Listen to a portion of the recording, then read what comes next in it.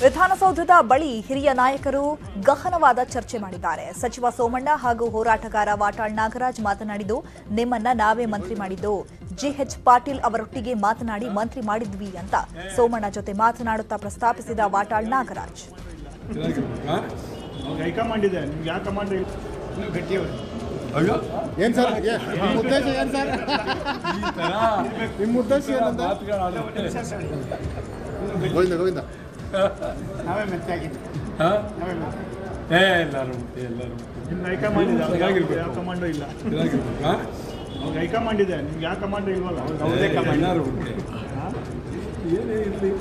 ಏನಾರೇ ಇರಲಿ ವೈಯಕ್ತಿಕವಾದಂಥ ಬಾಂಧವ್ಯ ಇದೆ. ನಿಮ್ಮ ಜಿಲ್ಲೆ ಉಸ್ತುವಾರಿ ಸಚಿವರಲ್ಲ ಸರ್? ರಾಜ್ಯ ಬಿಜೆಪಿ ಕಚೇರಿಯಲ್ಲಿ ಸಂಸದರ ಸಭೆ ಕರೆದಿದ್ದಾರೆ. ಬಿಜೆಪಿ ರಾಜ್ಯಾಧ್ಯಕ್ಷ ನಳಿನ್ ಕುಮಾರ್ ಕಟೀಲ್ ರಾಜ್ಯ ವಿಧಾನಸಭಾ ಚುನಾವಣಾ ಸಿದ್ಧತೆ ಕುರಿತು ಸಂಸದರ ಜೊತೆ ಕಟೀಲ್ ಸಮಾಲೋಚನೆ ನಡೆಸಿದ್ದಾರೆ. ಜಗನ್ನಾಥ ಭವನದಲ್ಲಿ ಸಭೆ ನಡೆದಿದ್ದು, ಅಮಿತ್ ಶಾ ಮೋದಿ ಭೇಟಿಗೂ ಮುನ್ನ ಸಭೆ ನಡೆಸಲಾಗುತ್ತಿದೆ. ಮಹಾರಾಷ್ಟ್ರದಲ್ಲಿ ಶಿವಸೇನೆ ವರ್ಸಸ್ ಶಿವಸೇನೆ ಅನ್ನುವಂತಾಗಿದೆ. ಶಿವಸೇನೆ ಪಕ್ಷದ ಸಿಂಬಲ್ಗಾಗಿ ಮಾಜಿ ಮುಖ್ಯಮಂತ್ರಿ ಉದ್ಧವ್ ಠಾಕ್ರೆ ಹಾಗೂ ಹಾಲಿ ಮುಖ್ಯಮಂತ್ರಿ ಏಕನಾಥ್ ಶಿಂದೆ ನಡುವೆ ಜಟಾಪಟಿ ನಡೀತಾ ಇದೆ. ಇದೀಗ ಮಹಾರಾಷ್ಟ್ರ ಸಿಎಂ ಹಾಗೂ ಚುನಾವಣಾ ಆಯೋಗಕ್ಕೆ ಸುಪ್ರೀಂಕೋರ್ಟ್ ನೋಟಿಸ್ ಜಾರಿ ಮಾಡಿದೆ. ಸದಾ ಒಂದಿಲ್ಲೊಂದು ಎಡವಟ್ಟು ಮಾಡಿಕೊಳ್ತಾ ವಿವಾದದಲ್ಲಿರುವ ಕಿಮ್ಸ್ ಆಸ್ಪತ್ರೆ ಇಂದು ಮತ್ತೊಂದು ವಿವಾದ ಮಾಡಿಕೊಂಡಿದೆ. ವಯೋವೃದ್ಧೆಗೆ ಬೆಡ್ ಕೊಡದೆ ನೆಲದ ಮೇಲೆ ಕೂರಿಸಿ ಚಿಕಿತ್ಸೆ ನೀಡ್ತಾ ಇರುವ ವಿಡಿಯೋ ವೈರಲ್ ಆಗಿದೆ. ಹಾವೇರಿಯಲ್ಲಿ ಹಳೆಯ ಬಂಗಾರವನ್ನು ತೊಳೆದು ಕೊಡುತ್ತೇವೆ ಅಂತ ನಂಬಿಸಿ ಅಸಲಿ ಬಂಗಾರ ಕಳ್ಳತನ ಮಾಡಿರುವ ಘಟನೆ ನಡೆದಿದೆ. 90 ವರ್ಷದ ಅಜ್ಜಿಯ 7 ತೊಲೆ ಬಂಗಾರವನ್ನ ದೋಚ್ಕೊಂಡು ಹೋಗಿದ್ದಾರೆ ಖದೀಮರು ಅಜ್ಜಿಯ ಕಣ್ಣಿಗೆ ಬೂದಿ ಎರಚಿ ಬಂಗಾರ ದೋಚ್ಕೊಂಡು ಪರಾರಿಯಾಗಿದ್ದಾರೆ.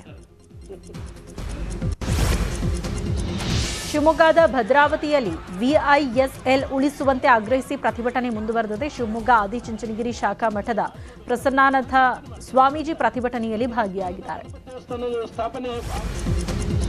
ವಿಜಯಪುರದ ಬಬಲಾದಿ ಮಠದ ಕಾಲಜ್ಞಾನ 2023ರ ಭವಿಷ್ಯ ನುಡಿದಿದ್ದಾರೆ. ಸಿದ್ದು ಮುತ್ಯ ಮೂಲೆಗಳಲ್ಲಿ ಭೂಮಿ ಕುಪ್ಪಳಿಸುತ್ತೋ ಮಕ್ಕಳ್ಯಾರ್ಯೇ ಎಂದು ಭವಿಷ್ಯವನ್ನ ನುಡಿದಿದ್ದಾರೆ.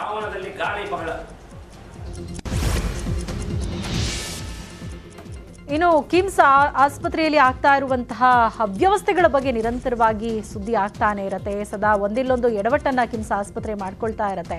ವಯೋವೃದ್ಧೆಗೆ ಬೆಡ್ ಕೊಡದೆ ನೆಲದ ಮೇಲೆ ಕೂರಿಸಿ ಚಿಕಿತ್ಸೆಯನ್ನ ನೀಡಿರುವ ವಿಡಿಯೋ ಈಗ ವೈರಲ್ ಆಗಿದೆ. ಕುಂದಗೋಳ ತಾಲೂಕಿನ ಚೆನ್ನವ ಎಂಬ 67 ವರ್ಷದ ವೃದ್ಧೆ ಚಿಕಿತ್ಸೆಗೆ ಅಂತ ಹುಬ್ಬಳ್ಳಿ ಕಿಮ್ಸ್ಗೆ ಬಂದಿದ್ರು. ವೃದ್ಧೆ ನರಳಾಡ್ತಾ ಇದ್ರು ಕೂಡ ತಲೆ ಕೆಡಿಸಿಕೊಳ್ಳದ ಕಿಮ್ಸ್ ವೈದ್ಯರು ನೆಲದ ಮೇಲೆ ಕೂರಿಸಿ ಚಿಕಿತ್ಸೆಯನ್ನ ಕೊಟ್ಟಿದ್ದಾರೆ.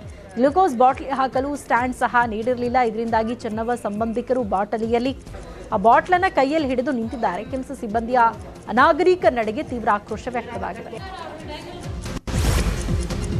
ಅನಾರೋಗ್ಯದಿಂದ ಬಳಲುತ್ತಿದ್ದ ವೀರಯೋಧ ಎಚ್.ಸಿ. ರಾಮಲಿಂಗ ನಾಯಕ್ ನಿಧನರಾಗಿದ್ದಾರೆ. ವೀರಯೋಧನಿಗೆ ಗ್ರಾಮಸ್ಥರು ಅಂತಿಮ ನಮನ ಸಲ್ಲಿಸಿದ್ದಾರೆ.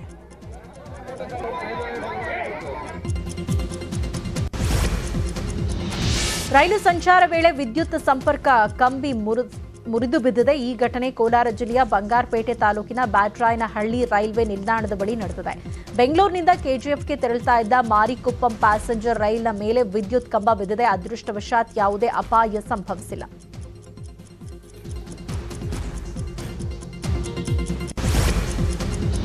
ಮಂತ್ರಾಲಯದಲ್ಲಿ ಗುರು ಸಾರ್ವಭೌಮರ ಪಟ್ಟಾಭಿಷೇಕ ಮಹೋತ್ಸವ ನಡೀತಾ ಇದೆ. ಮಂತ್ರಾಲಯ ಮಠದಲ್ಲಿ ಸಡಗರ ಸಂಭ್ರಮ ಕಳೆಗಟ್ಟಿದೆ. ಗುರು ಸಾರ್ವಭೌಮರ 402ನೇ ಪಟ್ಟಾಭಿಷೇಕ ಹಾಗೂ 428ನೇ ವರ್ಧಂತಿ ಮಹೋತ್ಸವ ನಡೀತಾ ಇದೆ. ಇಂದಿನಿಂದ 7 ದಿನಗಳ ಕಾಲ ಶ್ರೀಮಠದಲ್ಲಿ ವೈಭವೋಪೇತ ಧಾರ್ಮಿಕ ಕಾರ್ಯಕ್ರಮ ಜರುಗಲಿವೆ.